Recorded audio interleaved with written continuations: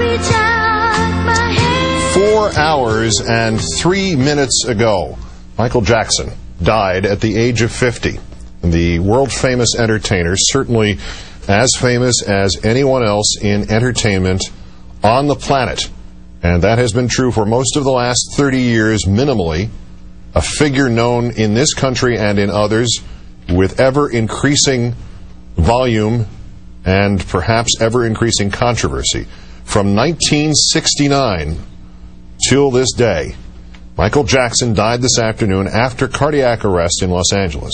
That helicopter, we have just confirmed, Air Rescue 5, will be transporting the body of Michael Jackson from atop the UCLA Medical Center in Westwood, California, not far from downtown L.A., and will take it to the coroner's office in Southern California for an autopsy, which, as we explained to you before the break, if you were with us, the autopsy is necessary by law because there was not a physician treating Michael Jackson for a specific illness at the time of his death, nor at the place of his death, which you are seeing there, UCLA Medical Center, where that crowd in particular, at that main corner, that main drag of the UCLA Medical Center, that crowd has been there, and approximately of that size, since about 6:30 Eastern Time, for at least 3 hours.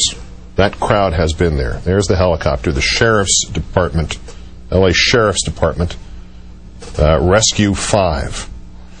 So the timeline we have of the events of this day, sometime between 12:20 and 12:30 prevailing local time in Los Angeles, a 911 call was made from the home, the temporary home, the rented home of Michael Jackson, saying that he had collapsed. We don't have any particulars. We don't know what was exactly said. We don't know how his condition was described.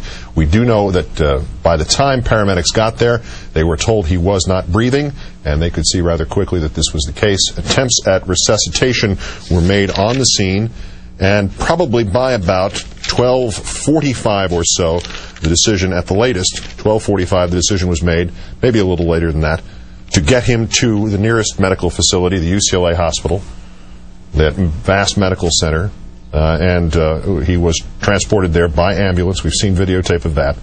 It probably took, at the maximum, 10 minutes, less than that more likely, a 5-6 minute trip or so. Whereas Jermaine Jackson, the brother of the late entertainer, as that helicopter has now taken off, containing the body of Michael Jackson, on its journey here, not a final journey, I'm sure the funeral itself will get this kind of wall-to-wall coverage on all the networks.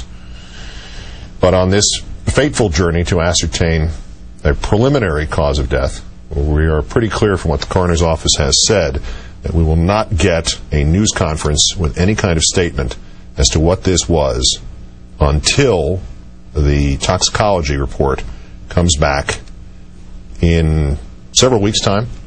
We heard Brian Oxman describing himself as a family friend, an attorney who dipped in and out of the trials of Michael Jackson, say he had been concerned for some time about the singer's use of prescription medications. We'll put it those terms. He said it a little more strongly, but I'd rather hear tape of him saying it than try to describe his tone of voice. The body is being transferred now to Mission Road in Los Angeles, which is where the LA County Coroner's Office is. An autopsy is expected to be done tomorrow to make sure there is no immediate evidence, I assume, of foul play or contagion.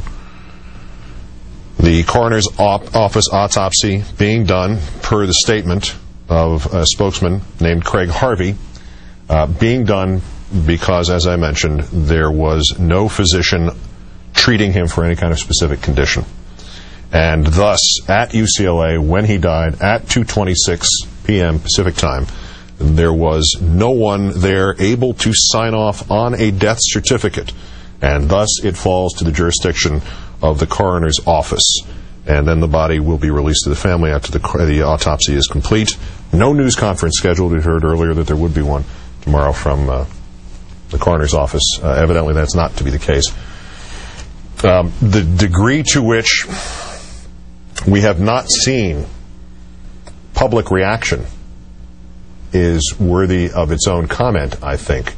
Courtney Hazlett of MSNBC.com and MSNBC joins me again. And I think that is interesting. Al Sharpton was quick out of the box at the Apollo Theater to make a quick statement and answer questions from reporters.